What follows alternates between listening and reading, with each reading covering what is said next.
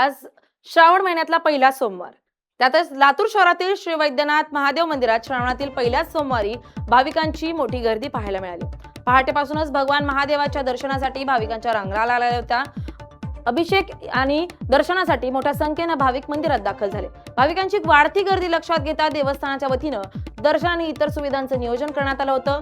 यंदा अनेक वर्षानंतर श्रावणातील पहिल्याच सोमवारी नागपंचमी आल्यानं मंदिरात विशेष गर्दी झाल्याची माहिती मुख्य पुजारी रुद्रस्वामी महाराज यांनी दिली आहे. हार्दिक हार्दिक शुभेच्छा.